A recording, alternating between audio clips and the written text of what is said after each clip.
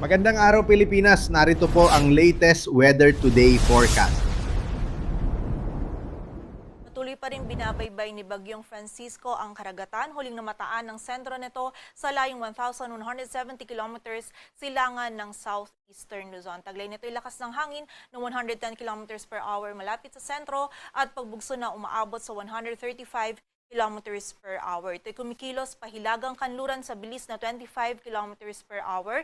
And may kita po natin dito sa ating latest satellite animation na nananatili itong malayo sa anumang bahagi ng ating kalupaan. Ngunit yung trough or extension po nito ngayong araw magdudulot na ng maulap na kalangitan and also mga scattered na mga pag-ulan, pagkilat at pagkulog dito sa area ng Bicol Region at Eastern Visayas. And bukod po dito kay Bagyong Francisco, yung southwest monsoon o habagat naman ay yung umiiral din sa area ng Mindanao. So ito po mga kaulapan nito na nakita natin sa malaking bahagi ng Palawan, also sa ilang area din ng Visayas at malaking bahagi po ng Mindanao. Ito ay dala ng southwest monsoon o habagat. And expect po natin for today, may mga scattered na pag-ulan din po na dala itong habagat dito sa mga areas na ito. Posible na po yung paminsan na mga malalakas na pag-ulan. And sa mga susunod na araw, habang mas kumikilos po pahilagang kanluran, itong si Bagyong Francisco ay mas ma-enhance or may hila po nito yung habagat, which is yung habagat po yung ina-expect din natin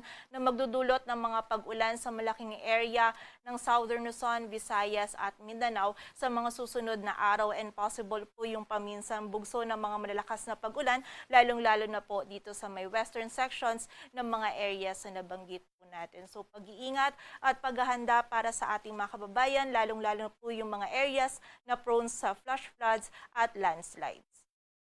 At base naman dito sa ating latest forecast track analysis ni Bagyong Francisco, generally throughout the forecast period may kita po natin na mananatili itong malayo sa anumang bahagi ng ating kalupaan or hindi po natin nakikita na ito ay maglalandfall. Ngunit kapag ito po ay mas nagkaroon ng pakanluran na pagkilos, posible po itong magkaroon ng close approach or lumapit dito sa area ng extreme northern Luzon. So generally, simula po ngayong araw hanggang sa Tuesday, magiging hilagang kanluran ang pagkilos nito, and by Tuesday onwards naman ay magiging mas pahilaga po or northward yung pagkilos nito. In terms of intensity naman, for today is posible po itong mag-intensify or mag-i-intensify pa po ito into a typhoon category, and yung peak intensity niya ay maaari niyang ma-reach by Monday as a typhoon category pa rin po. And nakita po natin in terms naman kung kailan mararamdaman yung mga malalakas po na hangin or yung bugso ng malakas na hangin and also ng malakas po na pag-ulan,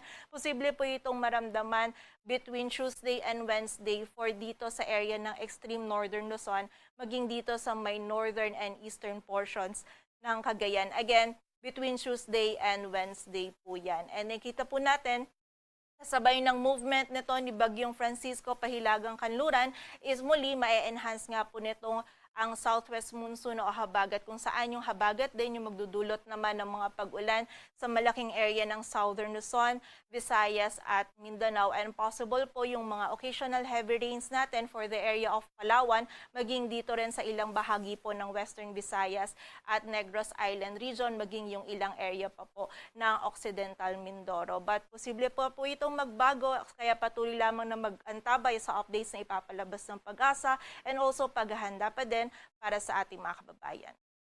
Para naman po sa mga malalakas na hangin, possible po na magtaas tayo ng wind signal number 1 sa area ng northern and eastern portions ng Cagayan, maging sa Babuyan Islands at Batanes tomorrow morning. So possible po na yung highest wind signal natin na itaas ay wind signal number 1.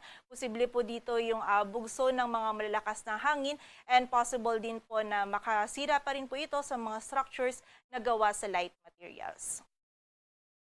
Sa mga bugso naman po ng mga malakas na hangin na dala naman ng habagat for today, possible po sa area ng Siquijor, Camiguin, sa southern portions ng Davao Oriental, Davao Occidental at sa area din ng Sarangani. Well, for tomorrow naman at by Tuesday, possible din po yung mga bugso ng malalakas na hangin na dala ng habagat sa malaking area ng Southern Luzon, Visayas at Mindanao.